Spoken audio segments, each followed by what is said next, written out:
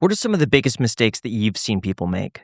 Well, not saving, I think, is one of the most common That's you the see biggest across one. the general Discipline. public. Just never actually getting started saving or putting something aside, living at their means. Because everything we're talking about is precipitated upon the idea that I'm going to defer a little bit of my income, my pay, my whatever today for some greater outcome in the future. And a lot of people don't even make it that far. I want to see the horror stories. Well, Like, the what's other worst thing, you you've see them, I mean, and the stats show it too. I can't remember if it was Schwab, Vanguard, one of the big investment houses talked about how much 401k money is just sitting in cash. Do you know how disgusting that is to think about how much money in an asset you can't even reach until you're in your 50s to 60s is just sitting in cash? That breaks my heart. I think that's a huge mistake. We see that all the time because a lot of people also don't know when you do rollover transactions, it's a two-part transaction. You transfer from your old job to your new job, but then the second transaction, you actually have to invest the money. A lot of people go through the hard work of transferring, but then it just sits in the cash reserves or the stable value and never gets invested. That's disgusting too. Not saving, not letting your money work. I'm trying to think of the other thing. I've got two horror stories for you. Yeah. One, not knowing when you've won the game from a risk standpoint. Tell the story. You know who I'm talking about. I don't give too many The details. commercial, We had folks. somebody that was in our life that and I saw their network. I mean, because they left some stuff on the copier machine one time. And so that's was what you just do like- when you see someone leaving papers there. You're like, No, take you're a just look. trying to clear it How out. is You're like, this? holy cow. Okay. No, That's a lot of but it was comments. a very successful. This gentleman had a small business. He was It a was very developer. successful. Well, he started off as it was more of a food industry job. Mhm. He had enough. His son comes along and convinces him, hey, use some of that financial success. Let's get into real estate development. And they got into doing real estate development. And now realize Pops is set for life. I mean, and by the way, Pops has done some good things. He owns commercial real estate. He's got all these things going on.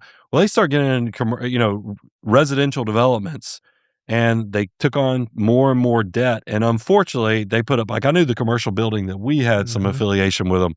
It was debt free. It was complete. But a building can be debt free, but if it's promised to the bank As collateral. as collateral on some other deals that you do, and that's why when I used to work with professional athletes, the personal guarantee was the thing that gutted most of these guys, is because they don't realize what they're signing on to when they sign those personal guarantees. Is that, and we watched this multi-generational family that had millions gone to nothing, and essentially, End up losing the buildings, lost it all. losing all the Lost it all. assets. And they just did not recognize, hey, we've won the game. We don't need to take on additional risk. And then we have Don't run up the score. This is a horror story. One of our recent guests on Making Millionaires, we sit down and kind of do this, have this conversation with them. They had a financial advisor who had this unbelievable deal that they ought to get into, and you just give us some money. And what ended up happening is the advisor said, hey, we're investing all this money in this development in Texas. They did not live in Texas. And turns out the advisor just fleecing them, just taking the money, never actually invested it, ended up losing his license, and it was just this horrible thing where they lost hundreds of thousands of dollars from a nefarious actor because they believed him and trusted him and didn't actually know where their money was.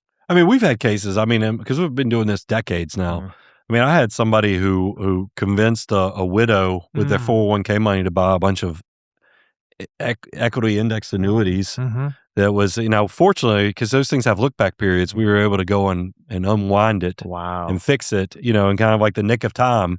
You can imagine, we've done some things to help people out. Another retired couple, paid off house, prior financial advisor was trying to convince them to do a cash out refi, to take all that money. Go put that money in the accounts with him. And go invest it and also buy a bunch like insurance annuity products out of the equity in their paid off house. And they were already retired with pensions. It was... Yeah, from a risk standpoint, that was less than fiduciary for sure. Did not make a lot of sense. So managing $2.2 billion, who are the best investors aside from pilots, and who are the worst investors?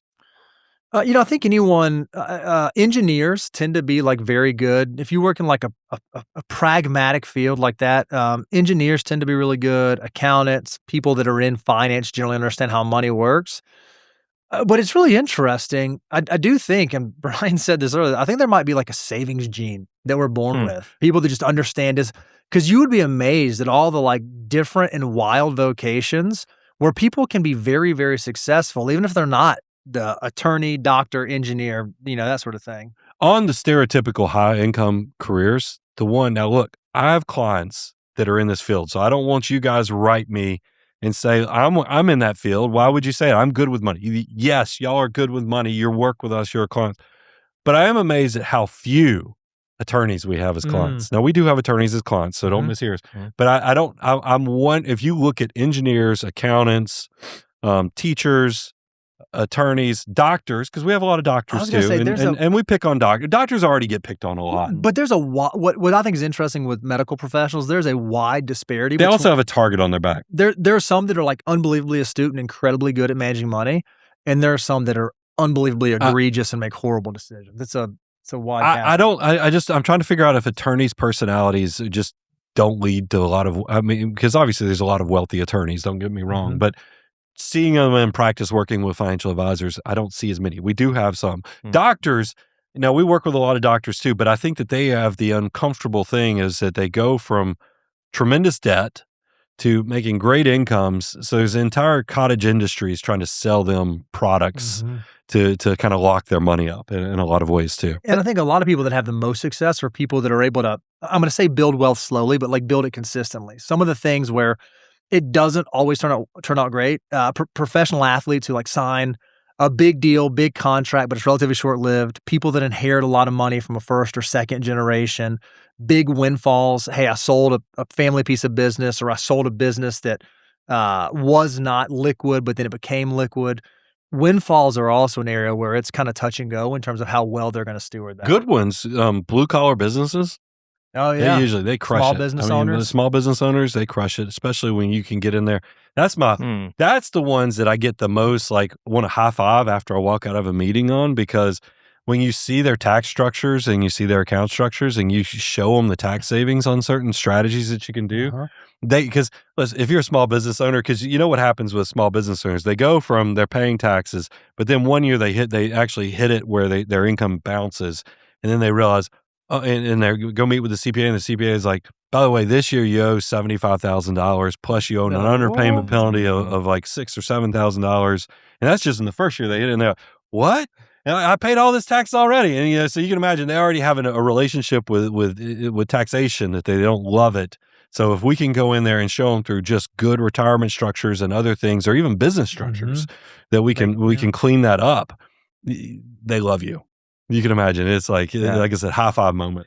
A really scary truth is just how vulnerable your digital life is, and most people have no idea until it's too late, and then they're stuck spending several hours trying to solve a problem that they did not create. So don't be like my roommate Kevin, because I kid you not, his identity got stolen 2 years ago, and guess who's still paying for it?